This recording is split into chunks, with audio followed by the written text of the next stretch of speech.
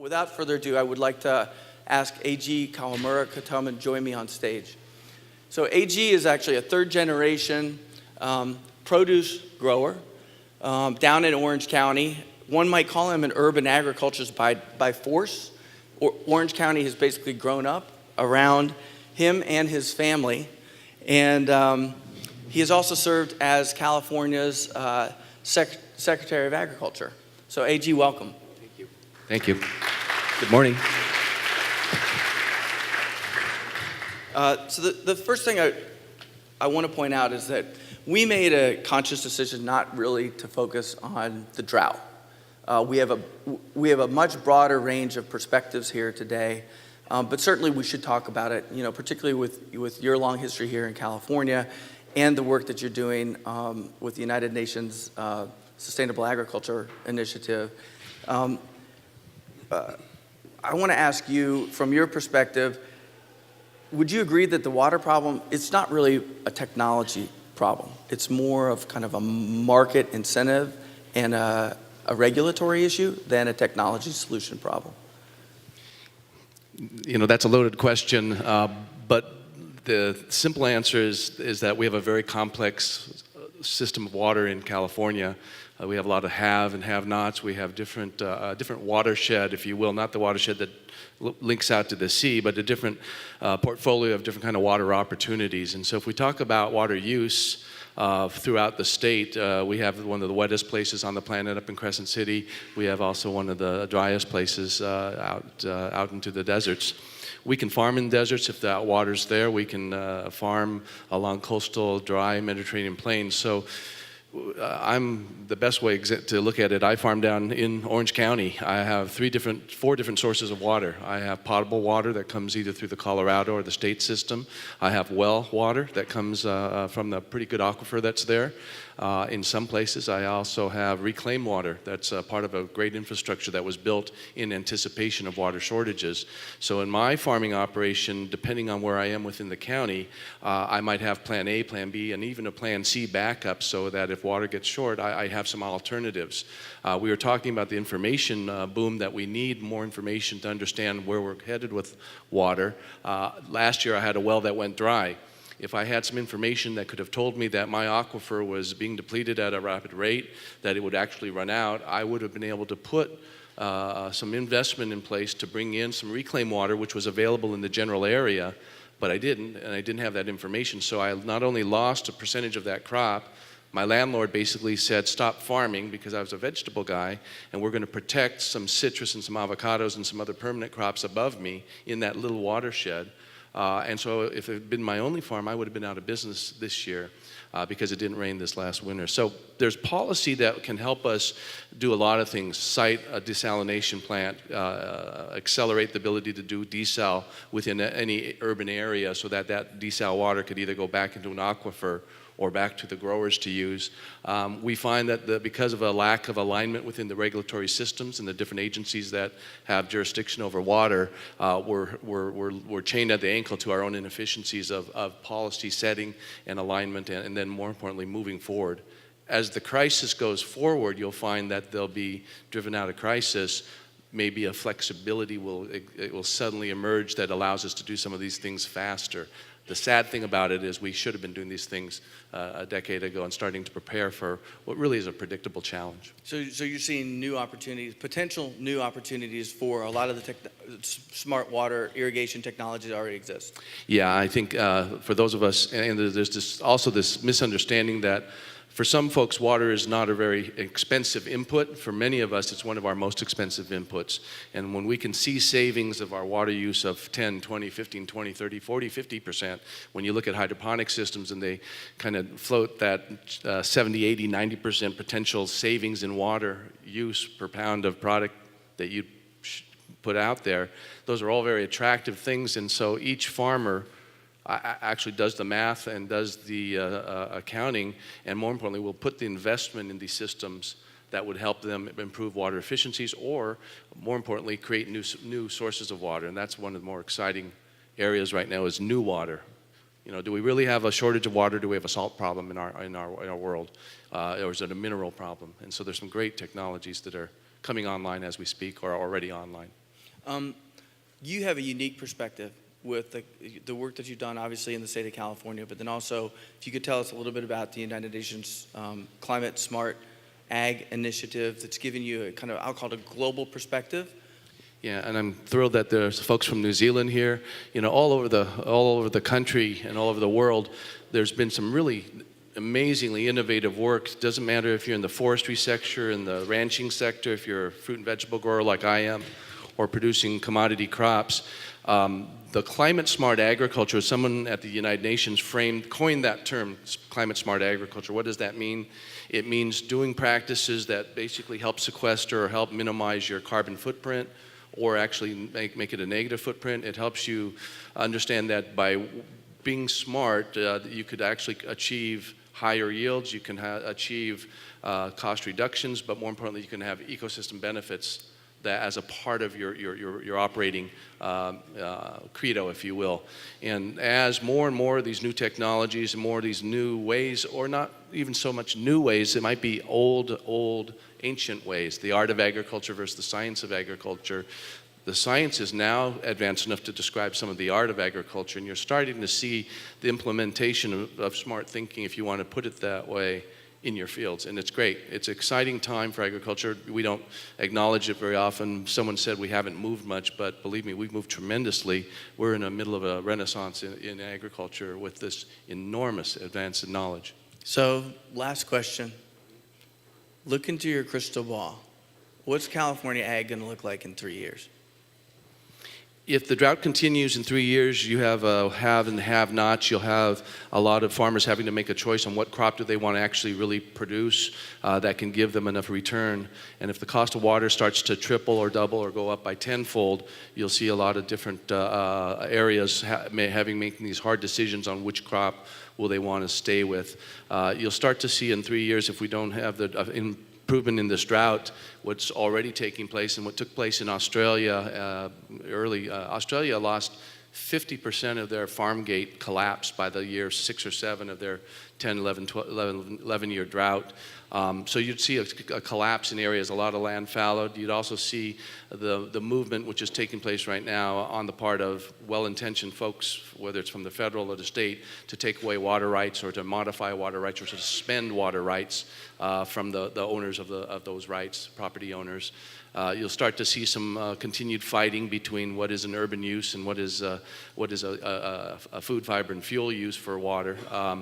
It's something astounding that we talk about this drought every day, and of course everybody in the room eats every day and does put something in their mouth at least, and that disconnect of that agriculture has to have water to exist. Even if it's a small amount, it has to have water to, by definition, create something from sun and nutrients.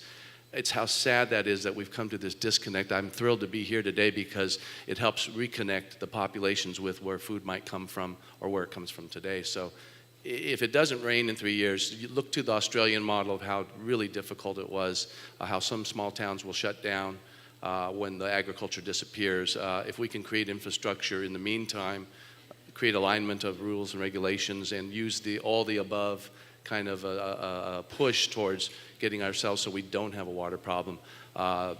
That's kind of the goal I think we have to have and put in place as soon as possible. Great. Thank you, AG. I'd like to ask you to stay on stage, and I'd like Larry DeMaria to come up and join us. So Larry is actually, he is the co-group head of the global industry infrastructure at an investment bank called William Blair.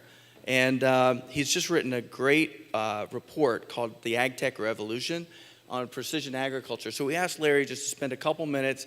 It's a great report. I don't know, we didn't ask, I'm sorry to put you on the spot. Do we have permission to put your report on our website afterwards? Or a link or something? We have about an 80-page report. We condensed it for this. Exactly. So we have an 80-page report in 5 minutes. How's that? You can do it. I'm from New York. I speak pretty quickly. Good. So. Okay, thanks very much, Rob. Appreciate this opportunity. As he said, we have a long report out on the Ag Tech Revolution, which is what we're calling it. And really, at the end of the day, it's about the convergence of industrial and technology. And most of the people in this room are very well aware of technology, and now that's coming to my world, which is industrial. I am an equity analyst. I follow the industrial space for William Blair. William Blair is a global investment bank, capital markets business, and asset management firm, broad-based financial services company.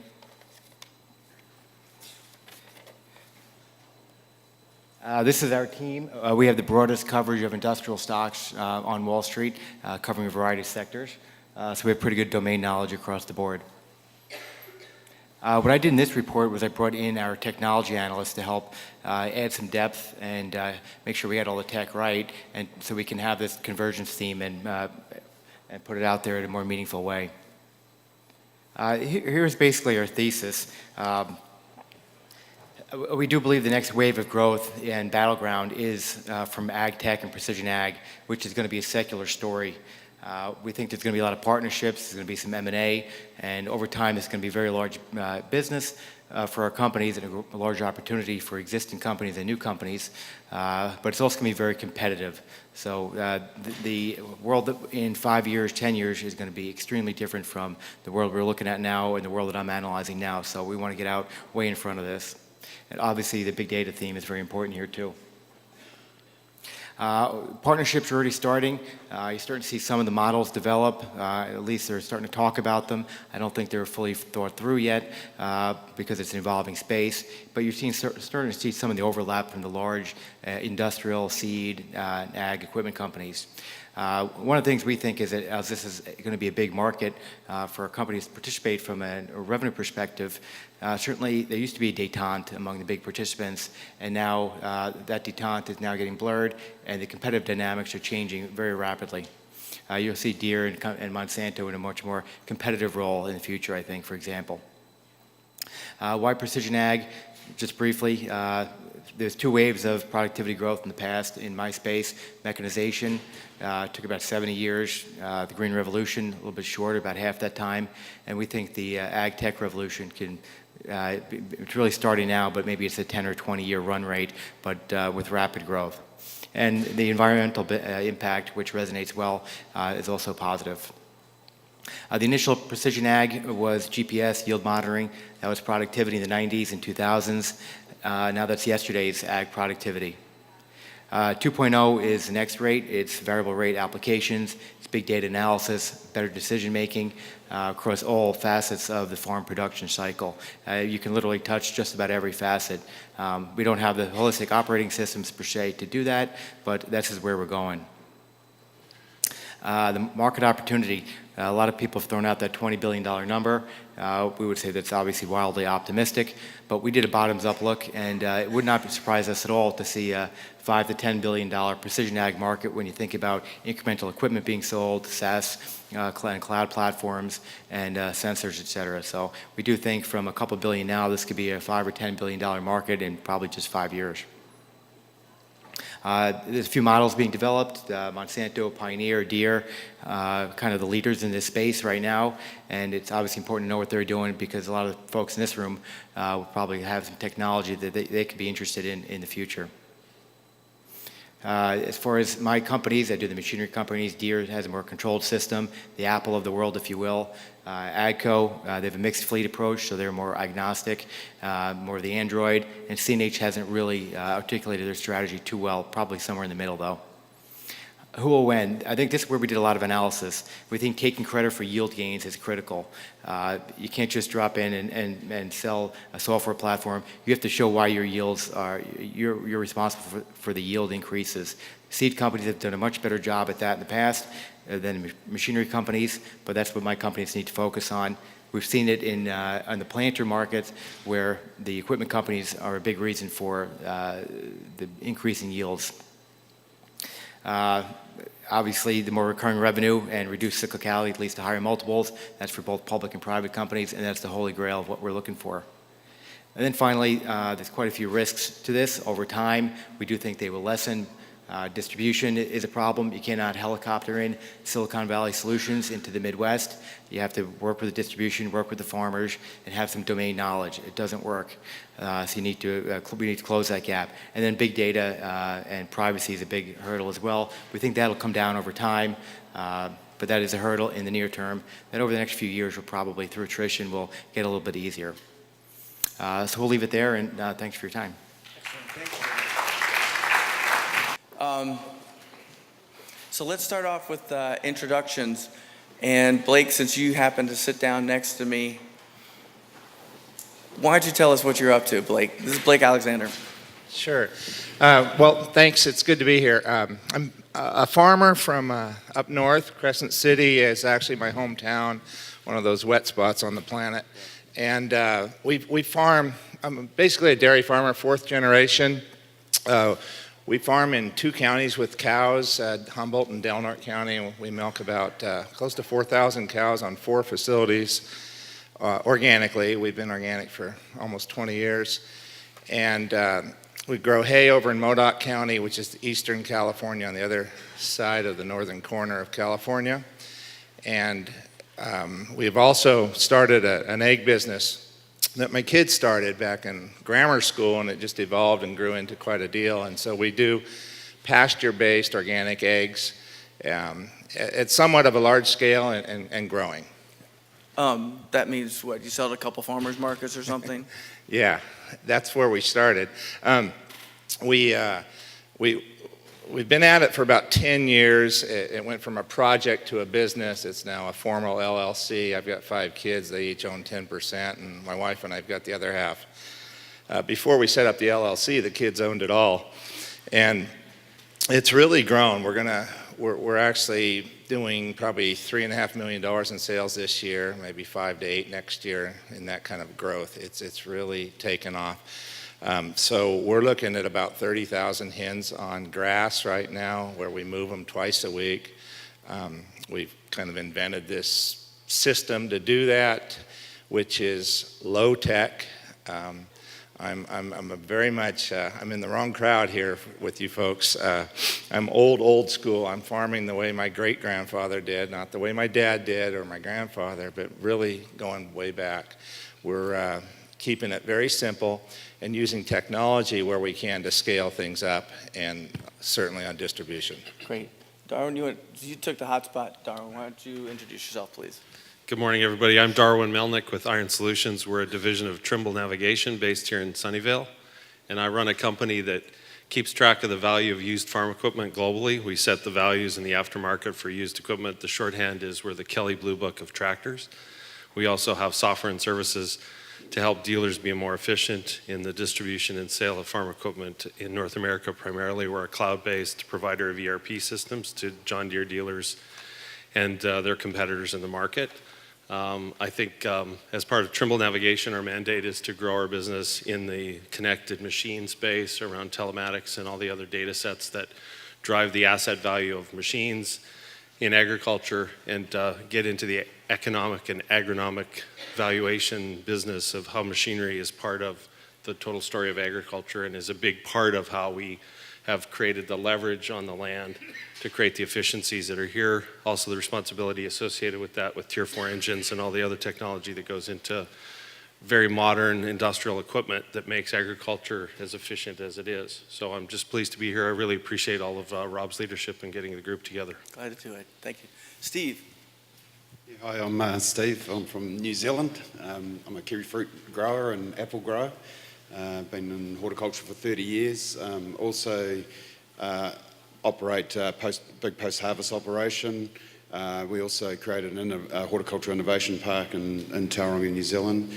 We have robotics development. We're doing a lot of work around biologicals and soil and sensing technologies, along with lots of other startup investments in that hort space. So that's pretty much me. Henry. Henri Hekman, coming from the Netherlands, from Wageningen. We're also the Food Valley area, we call it. What we are doing, we have a couple of startups and try to bring laboratories to the field. So is it possible to check for soil quality, check for diseases and that kind of stuff? Not in a laboratory itself where you have to bring it, but just give a farmer some easy to use equipment together with a smartphone and let them do all the stuff themselves. That's the idea. And you are working with farmers where? Farmers all over the world. We started to prototyping in Africa with the very small farmers, the 1 acre farmers as we call it. but also discussing at this moment and already having some customers, for instance, in Russia, farmers with a size of, say, 250,000 hectares or even more, discussing at this moment with one of the biggest farmers, 2 million hectares. But also in Holland, where an average farm probably has, say, 70, 80 hectares. But the last time I saw you, I saw your Land Rover. Yeah. What's your Land Rover about?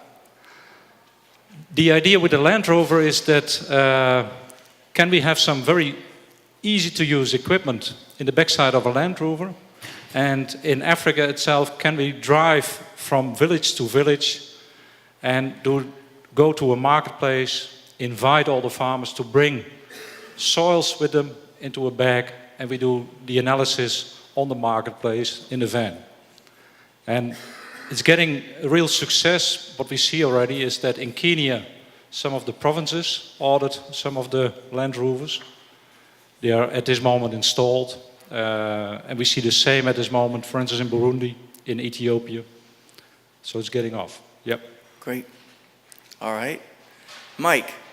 Good morning. My name is Mike McCree. I'm the Senior Vice President and CIO of Land O'Lakes. In addition to running a big IT shop, I'm responsible for tech innovation in our business.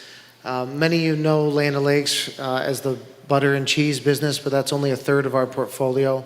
Land O'Lakes also operates Purina Mills, the largest manufacturer of animal feed in the country, as well as we own a company called Winfield, where we're the largest independent distributor of crop inputs to America's farmers. A lot of people also don't realize that Land O'Lakes is one of the biggest farmer-owned cooperatives in the country. We represent over 2,900 dairy producers in the United States, as well as 300,000 farmers, row crop farmers, primarily in the Midwest, across the United States. So as far as tech goes, we're doing a lot of different innovation, different pieces, pretty different portfolio. On the CPG side of our business, in the dairy business, we're looking at two distinct areas. One is tracking and tracing ingredients and food through the supply chain, trying to make that a little bit more efficient, more transparent on the, and also on-farm dairies, trying to help our dairy members with their on-farm operations and productivity. On our feed business, we're looking at optimizing really nutrition and the best way to do that in a more healthy and more sustainable way. And on the ag part of our business, we're the largest independent distributor right now of ag tech to America's farmers. So what we're doing is trying to bring a lot of the innovations here in the Valley to the masses and the mass farming community who may not get out here all the time. Excellent. Great. Last but not least, Jackson. Good morning. My name is Jackson Dolman. So I'm a Midwest farmer. Actually, I'm a partner in a farming operation called Saratoga Partnership. Our farm headquarters is located in northeast Iowa, where we have a 7,500-acre row crop operation that consists primarily of corn, and we do raise soybeans as well. And then in addition to that, we have a swine operation. It's a wean-to-finish swine operation, where we'll market roughly 30,000 head of market swine a year. In addition to that, we also have a row crop operation located in central Missouri, where we grow corn, soybeans, and wheat. And specifically in the operation, I've been involved for 10 years now. I'm responsible for the crop. I'm the crop production manager for both the row crop divisions, and then also I'm the HR manager for the overall operation. It's been extremely thrilling and fun to be involved in production agriculture for the last 10 years. And I take great pride in saying that we have an excellent staff of people that are very dedicated in what they do and passionate about what they do. And it's kind of a goal of mine, of ours, to be able to provide career opportunities and ownership opportunities to those who have a passion to farm. And it's a privilege to be here. It's a privilege to be invited, to be able to share with you what I know coming from a Midwest farm, but also the bigger benefit to me is to expand my horizons and to expose my mind to issues that I'm not involved with every day. And so on the tech side, we did just create a new website. So for those of you that want to follow a Midwest farm, I encourage you to get on the internet and go to saratogapartnership.com or follow us on Facebook or Twitter. And then I just wanted to ask you, since you do have the mic, just looking at, are you seeing greater adoption of technology in your growing operations, and is it helping you in a meaningful way? And the answer to that is definitely yes. I can kind of break it down into two categories as I think about it. So 10 years ago when I started, GPS auto steer was kind of just starting to take shape. And I remember the first time we got it and I was driving the tractor. Actually, I didn't have to drive it. That was the cool part about it. But the impact that had on the operation was it made you extremely more efficient. And that led to auto swath control to be able to save on inputs, whether it be seed or fertilizer or chemical. So huge savings there, less input to create the same output, if not more, which led to, yield monitors being able to track data, log data for you. And we'd done that extremely well for years, just accumulated data. But the problem was we didn't do much with it for a long period of time. The second category would be what I would call in the last 2 years, just this huge wave of new technology coming to the marketplace. And that would consist of a lot of software apps, smartphones, using smartphones to do a lot of the things we do on a daily basis, to cloud computing, to remote display access, to you name it, it's out there.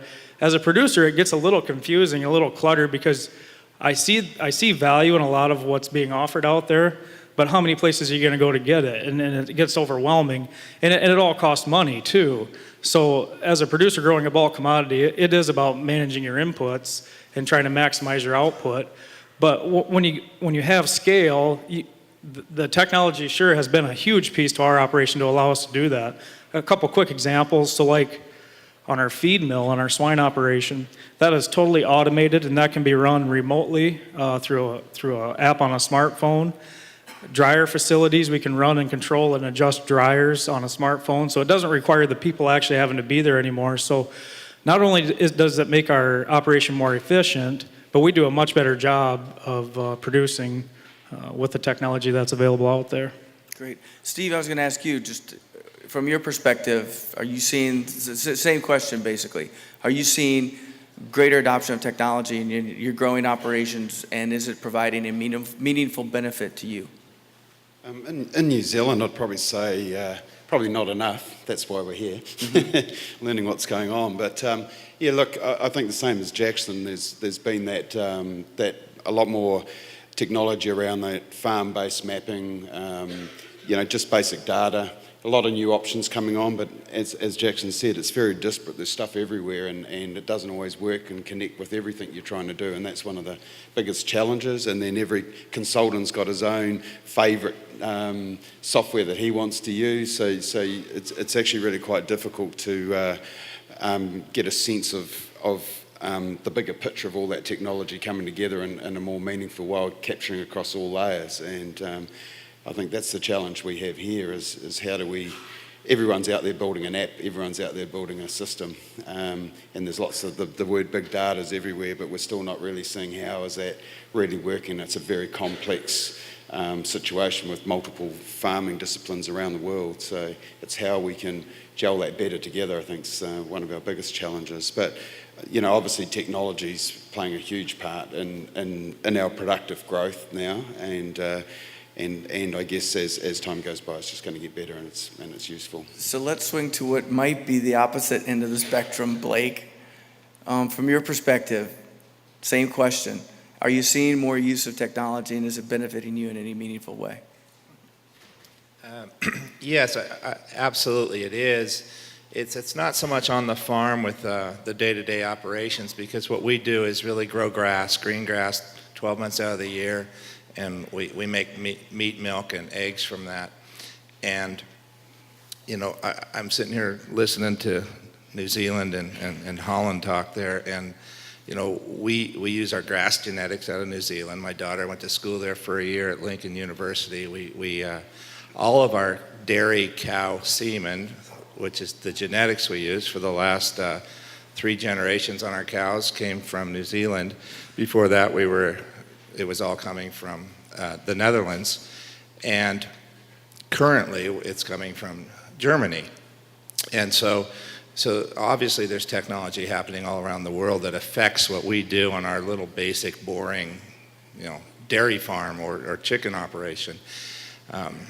And so it's a little different. You know, I've got a smartphone in my pocket where I can look up, you know, any one of my 8,000 animals and find out what's going on with them and what their production level is and things like that. And so that's really nice to have. It's not necessary, but it's very nice to have. And so the fella, I think, you know, that mentioned that, you know, they gathered a lot of data for 10 years. I've been through that route. We've gathered a lot of data. Our cows all had collars on them for a long while. You know, we started in 1975 with this computer system that was really high tech in Ferndale at my dad's dairy, and you know, we've literally moved away from that because you spend a lot of time managing that process and not necessarily taking the art of making the product back. And I guess I would like to say that my wife and I met at Cal Poly where we got educated. 4 of our kids have gone there so far, and my roommate from school down there built a big dairy here in California with 2,000 cows and 32 robots. And you know, that was the contrast to what he was doing versus what I was doing was incredible.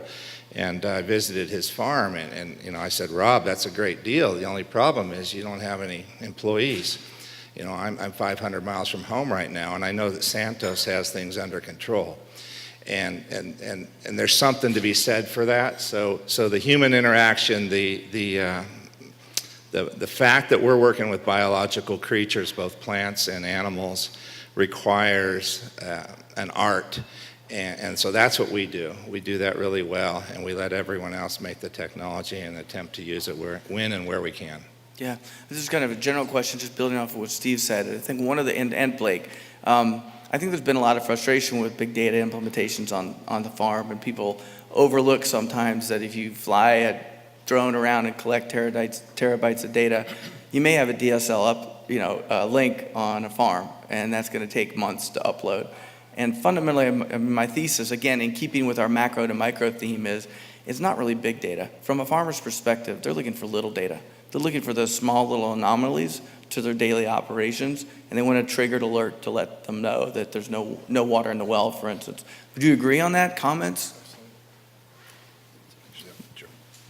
Sure. So I'll go first, Darwin, and follow up. Absolutely, right? You know, we believe that the method of interaction with farmers to help them improve their decision-making and every day is probably the right way to help make their lives better and help them with real-time information. We're launching a product this year called Field Health Monitor, which monitors all the fields of a farmer and just notifies them either through email or text or whatever when there's an anomaly detected. Because time savings and time management is of critical importance, and how that user experience happens and how that user interface happens, we found to be as the #1 factor and barrier towards a lot of farmers of adopting a lot of this new technology. Darwin. And the problem from our perspective at Trimble and Iron Solutions is the local nature of the big little data, if you want to use that term. And I think I talked about it last year when I was here, that in the end our job is to work the business information aspects of technology into intelligence that actually creates business value and that is a real value proposition that you can attach to in production agriculture. And I think the real challenge is the day of a production agriculturalist, some of whom are here on this panel, is I think you have to walk a mile in their shoes to understand what it really takes to provide value from business information. And it is the information that we want. The technology is a carrier. We're not as focused on the technology as the ultimate value proposition that comes to me in information that makes my unit cost of production more efficient, and that is our real challenge. Yeah, AG. Yeah, I think for the whole audience, for example, if you have a pet or you have a house plant, you're dealing with a life system and you have to manage it correctly. So what Blake was saying is, you know, all of us that manage life systems in one way or another, what we want to do is we don't like unpredictable outcomes. We don't like unpredictable things to happen. And so almost all farmers that, you could easily say, will invest in systems that give us a higher predictability for our outcome. And when someone can demonstrate to us in any way, whether you see it visually, you read about it, you see a video on it, and that's what's exciting about the avalanche of new technologies and new ways of looking at things, is if you can see that new technology can deliver some new amount of predictability that then can be translated into a higher yield or pest prevention or disease prevention, something that's better than what you have, that's kind of what we need to be able to see that, to be convinced that we'll pay for that, and then it's a matter of cost. Jackson, you have a case study of business information that I think you should share about variable rate seeding and a new machine that showed up in the farm this year that speaks to how information actually turns to value in row crop farming.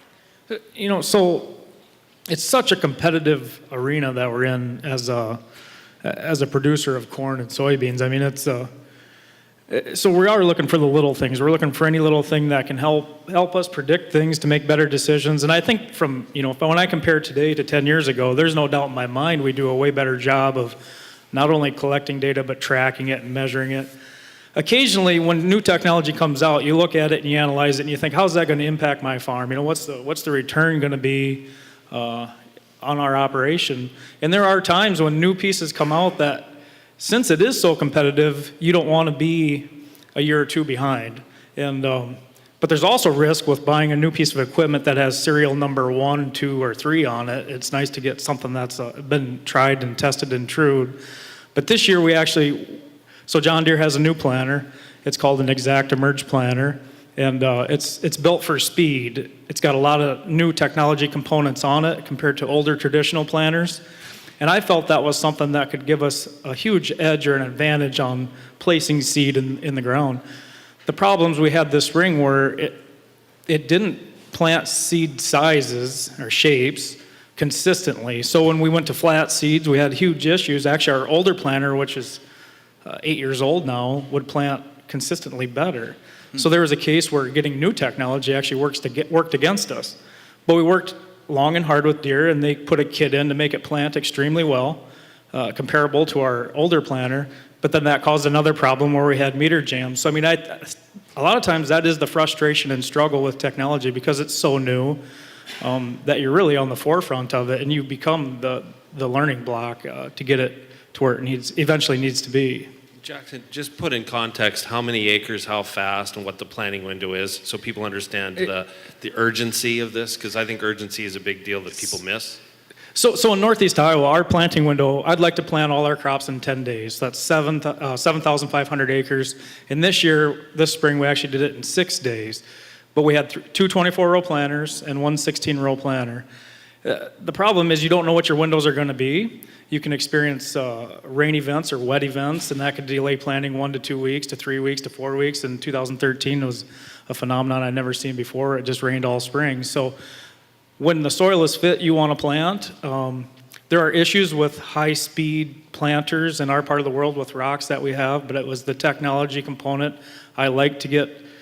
I thought from an output production standpoint, we could increase yields and gain some speed, probably not the 10 mile an hour that they go to market with, but that window is extremely tight. So you work all winter long with a plan, putting a plan together, what your crop rotation is going to be, what you're going to put for fertilizers and seed hybrids and all that stuff. And you plan, and then that time comes, and you better be ready, because that time is, you don't want to miss a second, is how that works. So just to put that in urbanite terms, imagine if you're like a consumer electronics shop and you didn't know exactly when Black Friday was going to occur. That's the challenge that you have, right? You've got a 10-day window, and that might be within a month or something, right? That is correct, yep. So some of the issues with technologies, it goes on to something different, but there are still big variables out there, and the biggest one is Mother Nature. So, you can plan and predict all you want, but and this was validated to me a year ago. So our operation in Missouri, which has considerably less quality soil, and we don't plan for near as high production crops, high yielding crops down there. You set the stage for 150 bushel corn, depending on the types of soils that you have. But last year was a freak deal. We had the coolest summer and the wettest summer ever, and we ended up, our Missouri crops out yielded our Iowa crops, which I thought would never happen. And even though we had it set up differently, but Mother Nature is is the most important factor, and that's why sometimes with big data, when you look at it, it can get construed from where it's coming from. It's hard to have a platform that's consistent with what every operation is different and unique in that form. So, but I think to be able to track a crop as it's going throughout the season and then add value to it if you think the potential's there is the way we look at it. So. I want to switch a little bit. I get a giggle, when I hear about Google and company talking about self-driving cars. And the fact is, there have been self-driving tractors already for a decade. And now, granted, you're not going to have children running in front of your tractor probably, but one of the things that I want to know, Henry, from your perspective, where are we in terms of coming down the cost curve on this technology so that you can actually get it to a Kenyan farmer? Or can I use my mobile phone to drive my 30-year-old tractor in Thailand, for instance? Where are we? I think at the beginning. If we look at this moment and we look through all the different technologies which are coming up, normally you just look for one technology, how it is getting better and better. But what you see now, and probably the coming 10 years, is that technologies come together. And that will make that we get a kind of quantum leap in technology. And that makes that things you cannot imagine nowadays, within 10 years it will be there. The strange thing is that smartphones, probably everybody here has a smartphone. If you look even in Africa, 8 years ago, smartphones were not there. Now if you drive through Kenya, the strange thing is, even in the nature parks, you have 3G and even sometimes 4G. And almost every farmer in Kenya has a phone, and 50% already has a smartphone. And this will help tremendously the coming 5 to 10 years to have technology helping farmers and individuals. And I think Larry has an interesting perspective on that, just because of the convergence in your business and how you have to track this and how it breaks through traditional sort of defined markets, right? Don't forget the mic. It's a huge deal. The most recent example is in the oil sands in Canada. Komatsu, the second largest mining company in the world, has a very good autonomous service platform. And what they did was they bought 175 trucks, which is half of the global market this year, down from several thousand a couple of years ago. And the reason they won was because of autonomous driving. And I think they're laying off 1,800 drivers, and they're saving 200 drivers per truck, one driver per truck, but a total of 2,000 drivers, and that's saving them several $100 million a year. And they're totally autonomous, using the operating system, and they're moving to mining. It's a matter of time before it moves to agriculture. And trucks, I mean, they're doing it in trucks right now, especially in Europe, so it's happening across all the verticals. Larry, one other follow-on question. I'm sorry. No worries.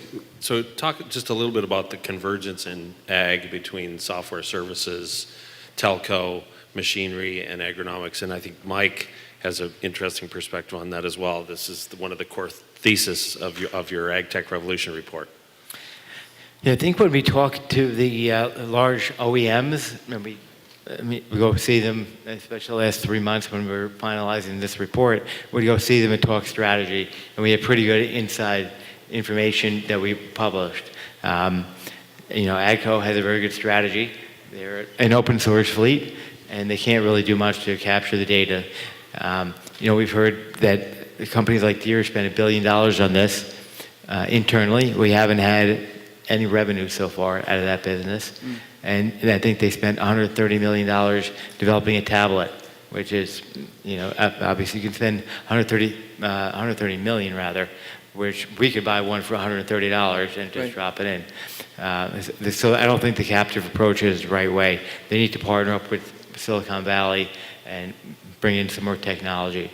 Some of the other companies are pretty good, but it's still very early. They'll probably lay out their plan more over the next year, with the exception of AGCO, which is very open source and they don't have the wherewithal to spend all the money to develop all the R&D around this. So they're open source, bring it in, and try to sell more tractors. So it's going to be interesting. Deere's going to try to shoot the moon, so to speak, because they have big market share and big installed base. And if they can capture the data and charge for it in another couple of years, it could be meaningful, but I think that there's going to be a lot of pushback from farmers.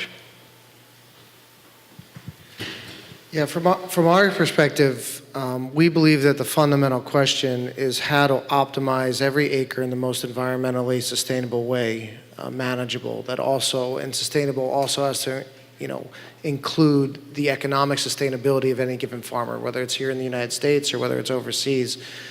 Farmers need to make a living and incorporate that in their decision-making process. So everything we're doing is fundamentally around making those agronomic decisions, helping farmers make those agronomic decisions in real time, not doing it for them, not automating them, because you'll never take out the art and their understanding of how that land works, but helping them make those decisions in real time in the most environmentally sustainable way and economically sustainable way. And at Trimble, we sort of sit at the intersection of this between sort of the machinery side and the farmer side, trying to figure out how that data works and how to get the value proposition in the hands from a technology and a data perspective to the producers, machine to producer, basically.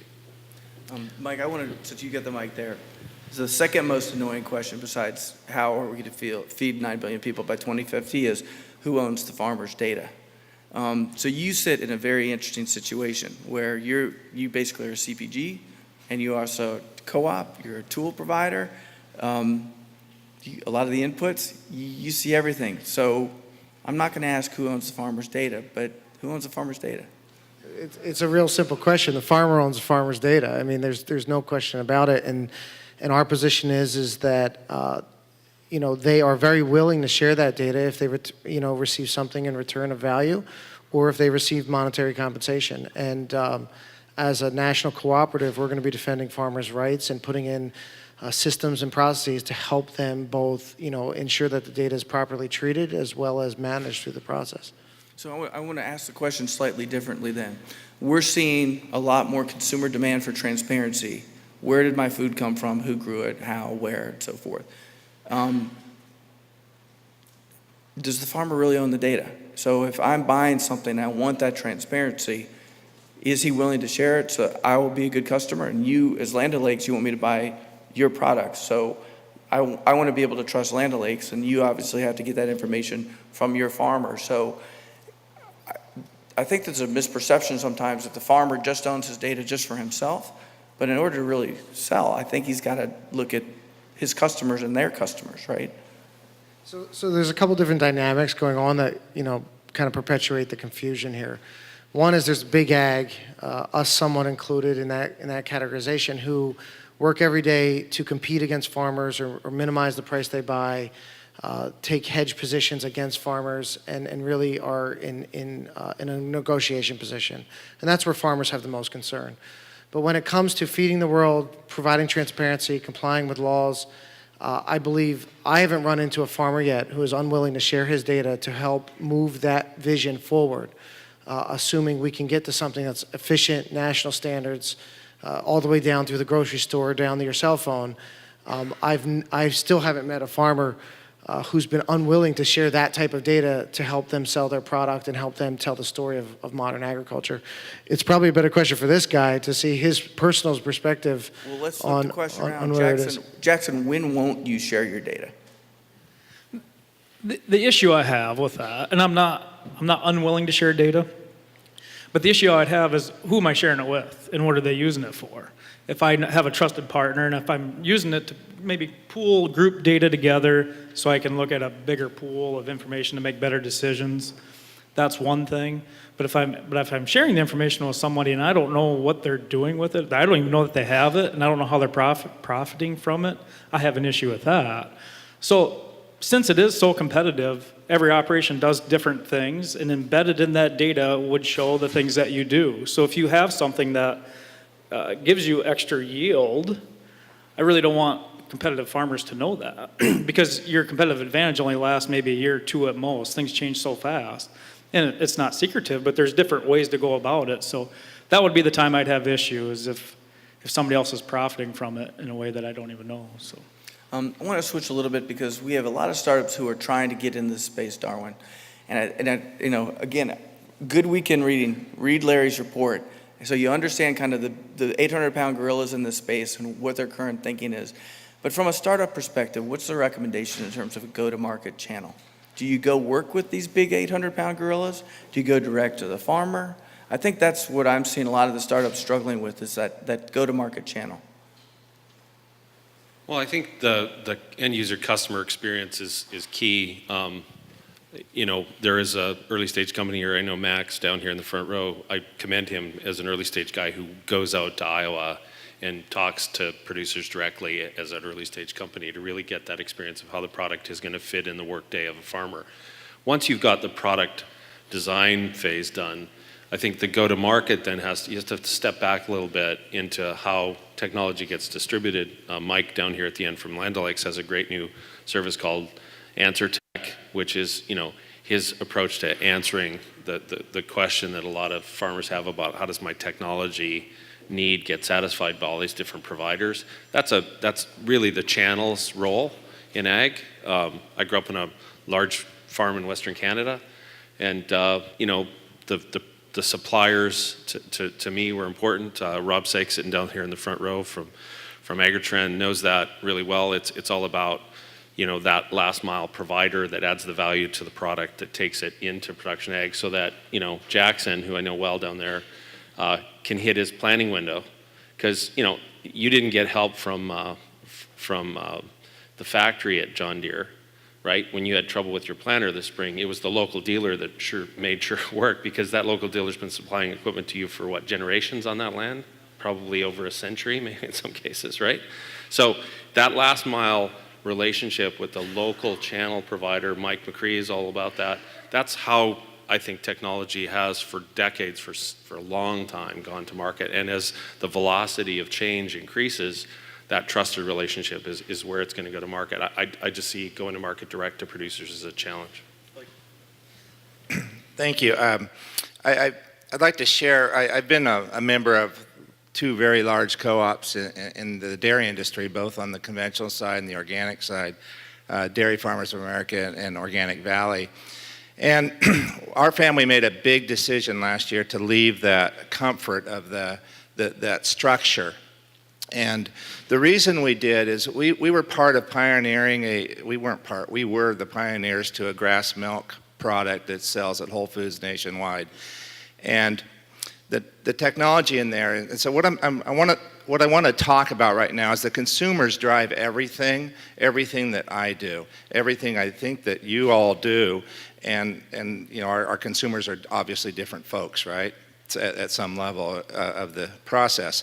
But the consumers want, in our world, a milk that's more digestible, nutrient-dense food that is better for their children. So they wanted it organic, they wanted it free from all these other additives. But we did this grass milk deal where we did a lot of research, monthly testing of the milk, and milk normally comes in with an omega 6-3 ratio of 5-1 in the conventional world, where we're feeding grains, a lot of grains. When you start pulling the grains away, it gets a little better, healthier in terms of the omega ratio. And so organic milk is typically about half that, 2.5-1. So the milk we were selling in this deal was, we averaged 0.94-1. So that we had this perfect relationship with omega 6-3 ratio. And so the antioxidant value is much better for you, it's healthier, and it's basically really wonderful food.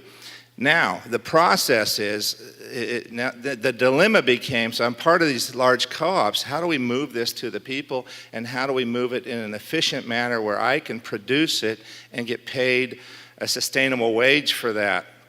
And I'm thinking of that earlier slide with the hummingbird and the dinosaur, and so I'm functioning more at a hummingbird level, reacting to what consumers want, embracing new ideas and technology, and then formulating our cows to go in that direction, whether it's grass milk or an A2 milk, which is a healthier digestible protein.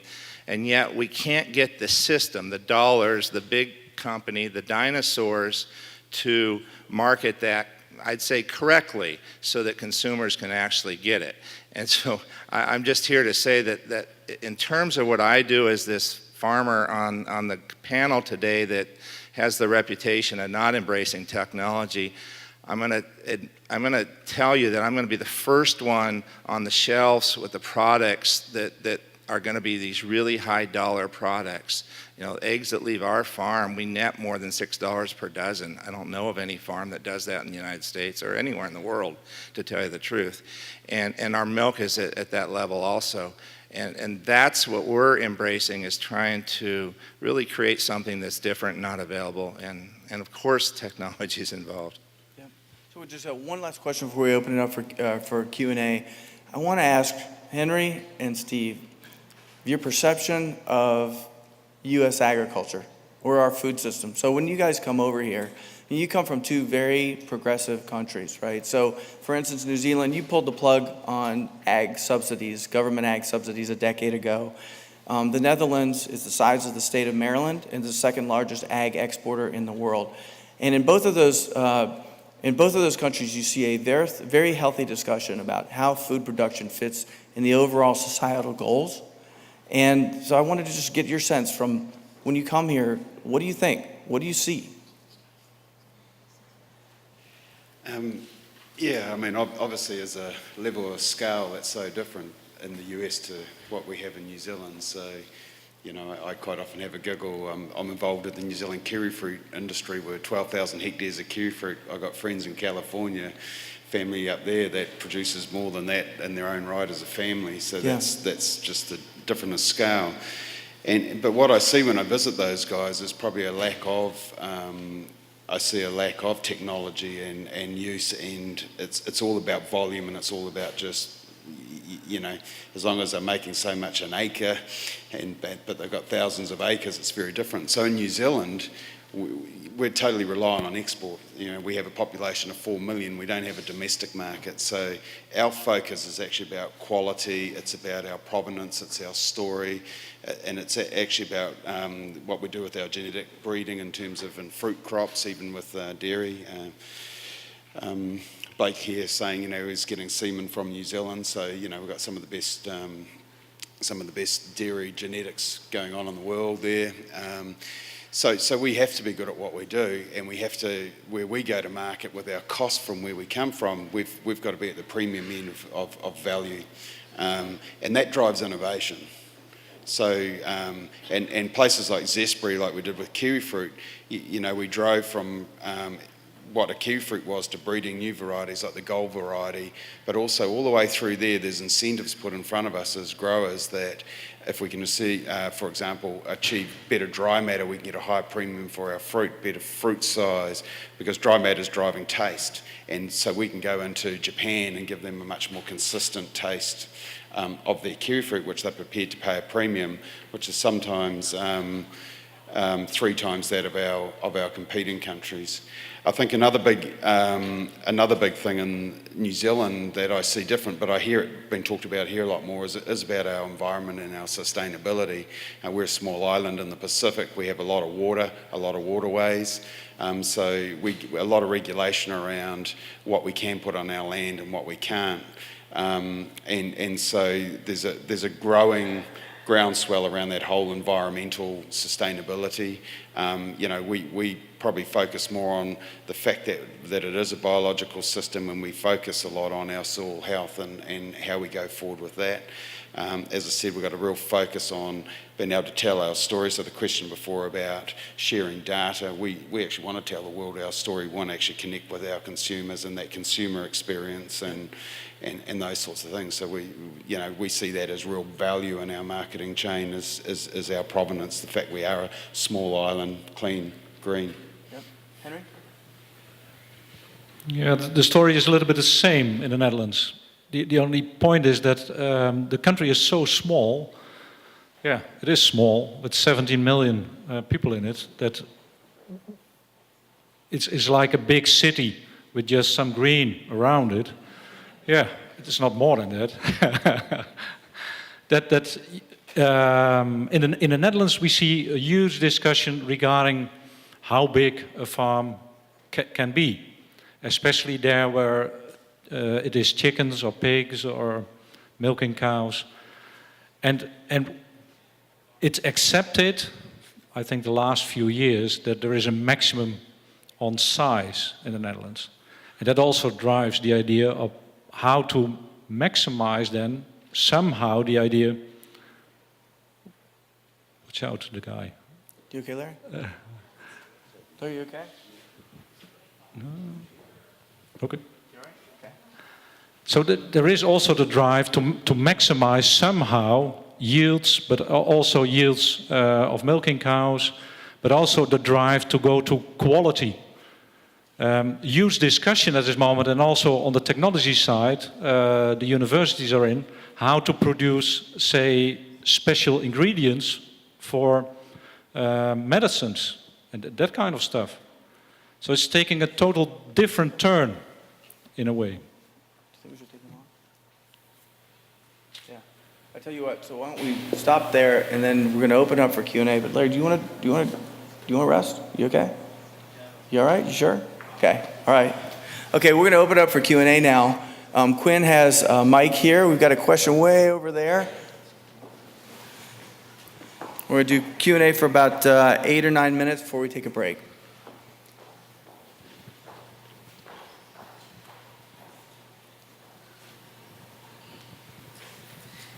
Hi, thanks for coming. You talked about some of the data that you're looking to apply to the process. I was actually wondering if you could talk a little bit about the Earth observation imaging data that startups like Skybox Imaging or Planet Labs are trying to make cheaper. And I think they're really trying to grow out some of the agricultural applications. I'm particularly curious from a larger farm perspective. Mike, if you could talk through that, and also Jackson from maybe how some of the smaller farms are thinking about that as well. Sure. So our acquisition of Geosys a couple years ago really put us at the forefront of satellite imaging technology with both their platform and their unique capabilities of basically processing and merging together the imagery. Currently today, we believe we're the largest buyer of satellite imagery across the world. And since we haven't had these networks of satellites, what we've done and the technology we've invested in through that company, really they've invested in, we are able to seamlessly integrate images from, I think, every satellite provider out there. So we buy images from everyone. We download the free ones and we put it all together for our farmers. And we're pretty proud of the product we have in the market this year. We get about 13 cloud-free images a year for processing, both in near-infrared and visual light for our farmers. And so we've incorporated those all together. Now, I do believe that people like Planet Labs, people like Skybox have the opportunity to greatly reduce the cost and kind of provide a more frequent and more real-time update. I would also argue, though, that it's a little bit more challenging to figure out where the value is for the farmer. We're just getting our heads around if I can get an image every week, what kind of operations, what kind of decisions, what kind of value can we add in on-farm decision making? And I'd say that that's even just at the beginning. So while it's really cool and really exciting to say I'm going to get an image of my farm every day on every field at a very granular level, that doesn't mean the farmer could actually react to it. That doesn't mean he's got all the equipment in place. It doesn't mean he's got all the inventory available. So I believe that is the future. I believe that's the way it needs to go. I believe the way they're doing it from a cost perspective to get these microsatellites out there is really going to be very interesting. But I'd also argue that we have tons of runway in between to just take advantage of the capabilities we have today and haven't really leveraged yet. And so, yeah, from a farmer's perspective, our exposure to imagery like that is very little. So my answer is pretty short. The little bit I have looked at it, it is extremely cool to look at. And I think it does correlate extremely well to what's going on in the field and the yields that you get in the end. But until you get maybe some history on that or find a way to interpretate what that image means, it's good to be able to look back a year and say, okay, we had this issue here, and eventually you figure out what that issue was. Now all of a sudden you have a map that can show where it was last year and you can manage for it going forward. So I can see pieces of valuable information from that, but our exposure at this time is pretty limited. We got one more question. Here, right down in front, Quinn.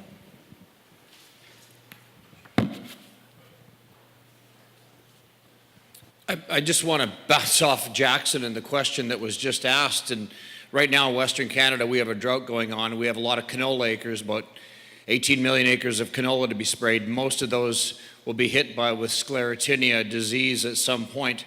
So we're actually using, right now we have a webinar going on for farmers today where we're going to be using satellite imagery or aerial imagery, but preferably satellite imagery to do a biovegetative index map of the field. And the idea is to run our John Deere sprayers or our high clearance sprayers.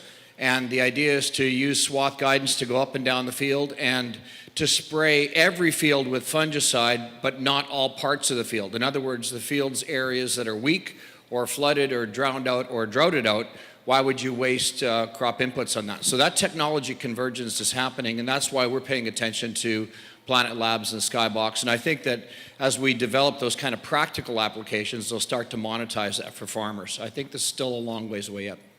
Great. We have time for one last question. Way over here. Over the last decades, we've seen a massive decline in labor on the lands by moving to the cities and increasing technologies and scaling of big farmers. Two what-if questions. Do you think it's interesting to ignite a growth in labor in agriculture? And if so, how can technology help support that? Who do you want to answer that one? Was that just a general question? General question. Who wants to take that? AG. You know, this whole discussion today is there's so many different kinds of agriculture. It's big, it's small, it's organic, it's conventional. Your fruits and vegetables, or you're farming enormous acres for grains, for example. So labor as a function of getting things done in the fruit and vegetable arena, until they create robotics that can, and they're on the verge of doing that, from everything from strawberries to tomatoes to tree fruit. The robotic answer is exciting, and as it moves forward, it certainly might step forward and replace enormous amounts of labor. At the same time, there's other areas of labor need within the ag sectors because of the seasonability and because of the challenges of how crops react to weather, where we're walking wounded in many ways because it's not a predictable thing. When you get into closed environment agriculture, now you see some opportunities for some very good robotics, some very good mechanization of every aspect of what you're doing, because it's more like a factory inside of that closed environment. You've eliminated some of the unpredictability by doing that, and these are the kind of challenges that we talk in a venue like this.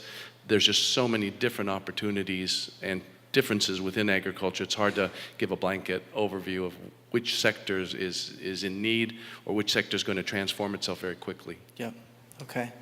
I'm going to end the panel now. We're going to take a 15-minute break. We'll be back here at 11. You will hear Queen call you back into the room. So that will be your signal. Please help me in thanking all the panelists.